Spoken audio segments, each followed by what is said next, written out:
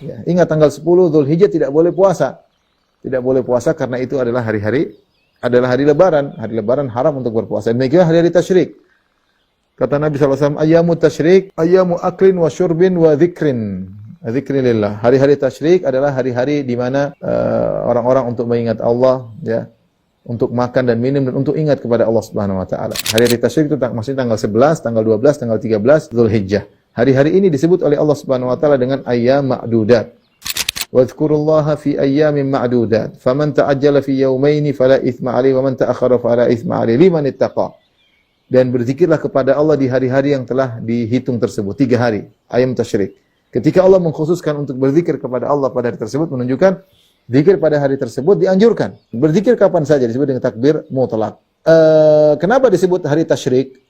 Sebenarnya mengatakan tasyrik artinya meletakkan daging-daging di depan di matahari untuk dijemur sambil dikasih garam, ya, diasinkan. Ini tidak lain untuk metode mereka dahulu untuk mengawetkan daging. Karena banyak daging yang dipotong, tidak mungkin mereka makan seluruhnya. Maka di antara cara pengawetan daging tersebut, mereka mentasyrik, yaitu mentasyrik mereka potong-potong. Karena tanggal 11, 12, 13 adalah hari motong korban. Hari motong korban, hari untuk motong hewan hadyu bagi jemaah haji.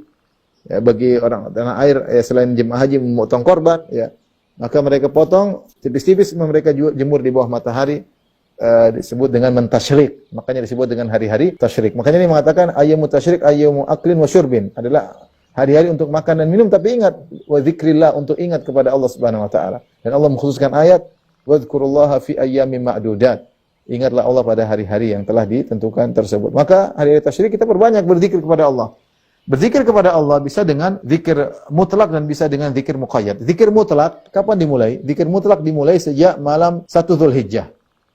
Kita sudah bertakbir, takbir, tahlil, tahmid, ya, sejak malam 1 Dzulhijjah.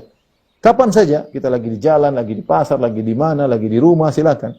Allahu Akbar, Allahu Akbar, Allahu Akbar, la ilaha illallah, Allahu Akbar, Allahu Akbar, walillahil hamd. Kapan saja kita, silakan kita berzikir. Nah, ada namanya takbir muqayyad, diamalkan oleh sebagian salaf. Takbir muqayyad itu takbir yang terikat dengan waktu sholat.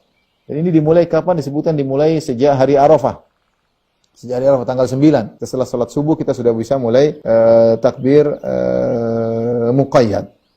Syekh bin Baz dan juga ulama lain mengatakan caranya ya kita setelah salat, Assalamualaikum warahmatullahi wabarakatuh, Assalamualaikum warahmatullahi wabarakatuh, kita zikir astagfirullah, astagfirullah, astagfirullah, man tasalam minka salam, dan seterusnya. Kemudian kita bertakbir.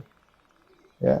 Allahu Akbar, Allahu Akbar, Allahu Akbar, la ilaha illallah, Allahu Akbar, Allahu Akbar, walillahil hamd. Semudahnya.